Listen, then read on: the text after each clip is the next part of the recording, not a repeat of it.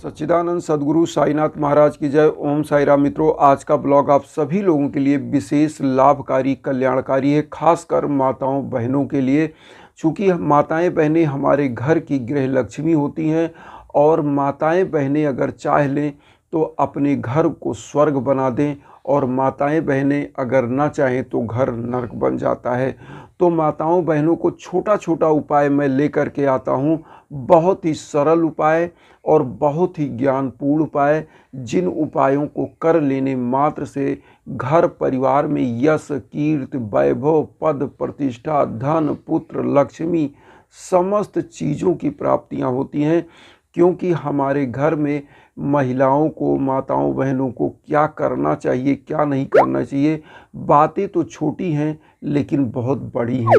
और करना क्या चाहिए, क्योंकि इन उपायों को जो माताएं बहनें नहीं करती हैं अपने घरों में, उनका परिवार धीरे धीरे बर्बादी की चरम अवस्था पर पहुंच जाता है और उनको पता भी नहीं चलता है। और जब तक पता चलता है तब तक घर परिवार बर्बाद हो चुका होता है।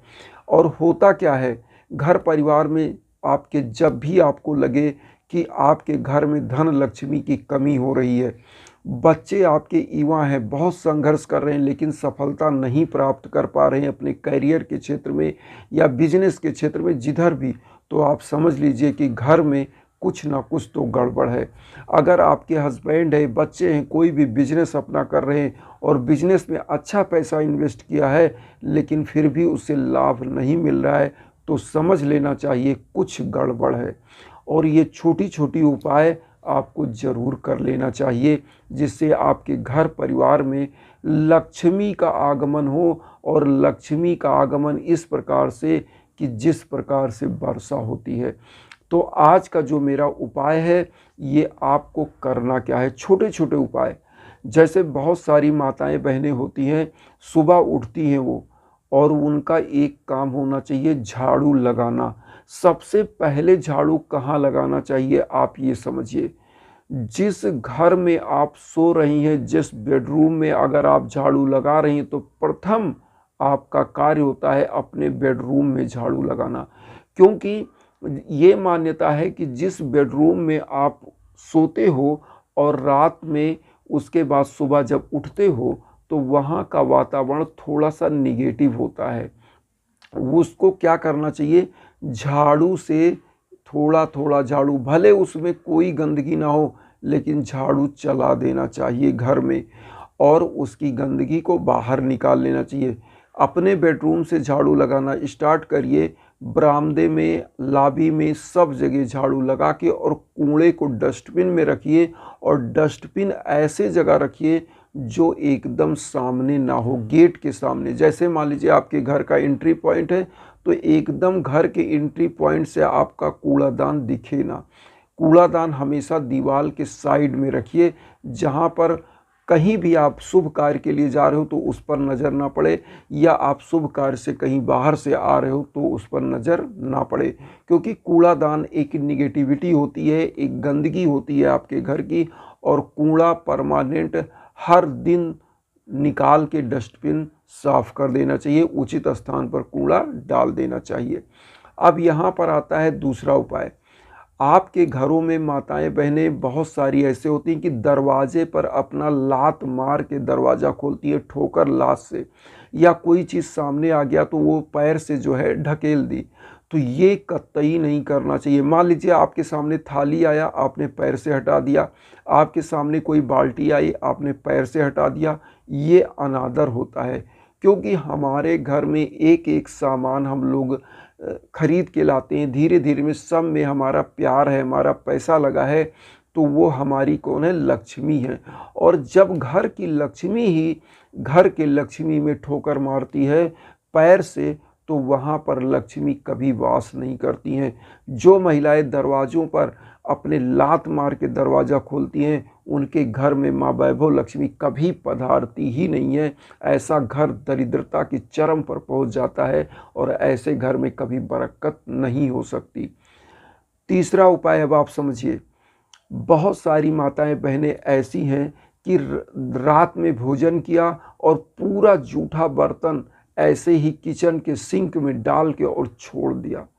होता क्या है, जब आप जूठा बर्तन किचन में डालते हो तो निगेटिविटी आपके घर में पधार जाती है, क्योंकि आपका पूरा परिवार तो सो रहा होता है, लेकिन ये निगेटिविटी आपके घर में धीरे धीरे प्रवेश कर जाती है।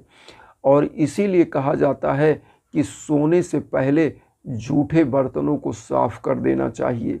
और साफ करके जहाँ जिन परिवारों में ऐसे लोग सोते हैं, जूठा बर्तन छोड़कर उनका घर हमेशा निर्धन और दरिद्र होता है। इतना समझ के चलिए। करना क्या चाहिए, खाना खाइए, रात में सोते समय ही सब बर्तन धुलकर यथाउचित स्थान पे रख दीजिए। अब यहाँ चौथा चीज़ आप माताएं बहनें सभी लोग ध्यान से सुने। करना क्या चाहिए, जब भी आप पूजा करने जाएं तो सबसे पहले नहाने धोने के बाद करीने से आप बाल झाड़ें, और अगर शादीशुदा हैं तो सिंदूर लगाएं, अपना जो ज्वेलरी होती है नॉर्मल वो पहन लें, और अगर आप साड़ी धारण करती हैं तो पल्लू ऊपर सर पे करें। अगर आप मान लीजिए सलवार सूट या कुछ और पहनती हैं तो दुपट्टा ज़रूर सर पर रख लें, क्योंकि पूजा करते समय महिलाओं का सर खुला नहीं होना चाहिए। भोजन ग्रहण करते समय सर खुला होगा तो चल जाएगा, लेकिन पूजा करते समय कभी भी माताओं बहनों का सर खुला नहीं होना चाहिए, चाहे वो कुंवारी लड़की हो चाहे वो शादीशुदा माताएं बहनें हों। तो उनको हमेशा अपने सर पर एक कोई ना कोई कपड़ा ज़रूर रखना चाहिए। अब यहाँ पर आप एक उपाय और जान लें। जिन माताओं बहनों के द्वारा अगर कोई भी भिखारी दरवाजे पर आता है, अपशब्द बोला जाता है, तो ऐसे घरों में कभी भी धन लक्ष्मी का वास नहीं होता है। कभी भी माताओं बहनों को कर्कश आवाज़ में दरवाजे से किसी भिखारी को नहीं लौटाना चाहिए। अब यहाँ पर एक चीज़ और जान ले, छोटी छोटी बातें आज मैं जो बता रहा हूँ ये आप लोग समझेंगे कि हाँ क्या है। तुलसी जी के जल ज़रूर पौधे में आप डालें जब भी नहा धो लें। तो अगर आपके दरवाजे पर एक तुलसी का पौधा है तो उसमें जल ज़रूर डालें, एक अगरबत्ती लगाएं और कामना करें कि घर परिवार को सुखी रखें। ये छोटी छोटी उपाय अगर माताएं बहनें करें तो घर परिवार हमेशा सुखी, सुरक्षित और सफलता की तरफ अग्रसर होगा। और मेरा उपाय भी ऐसा होता है कि लगभग सभी कर सकें। ईजी से ईजी उपाय मैं लेके आता हूँ। और एक चीज़ आप लोगों से विनम्र निवेदन करूँगा, बहुत सारे लोग ऐसा कहते हैं कि गुरुजी आप जवाब नहीं देते हैं। आप जाके चैनल पर कमेंट आप देखिए, जो भी हमारे साईं भक्त हैं, जो भी लोग हैं, वो अगर कोई भी कमेंट लिखते हैं तो मैं जवाब ज़रूर देने का कोशिश करता हूं। आप लोगों से हमेशा चाहता हूं मेरा संपर्क बना रहे और जो भी मेरे लायक है वो निदान हम आप तक पहुंचाते रहें। इसीलिए मैं जवाब देने की कोशिश हमेशा करता हूं। हाँ, अगर कहीं व्यस्त हूं तो उसके लिए मैं क्षमा चाहता हूं। उस दिन मैं नहीं कमेंट कर पाता, लेकिन मैं जवाब ज़रूर देने की कोशिश करता हूं कि आपके मन में कोई भ्रम भ्रांति ना रहे। और इसी में आप लोगों का सहयोग चाहता हूं कि आप लोग वसुधैव कुटुंबकम की जो भावना के साथ हम आपसे जुड़ना चाहते हैं, आप मुझे अपना आशीर्वाद दीजिए, चैनल सब्सक्राइब करिए और उन साईं भक्तों तक वीडियो को ज़रूर शेयर करिए जो किन्हीं कारणों से कष्ट में, दुख में है। इसी के साथ ओम साई राम।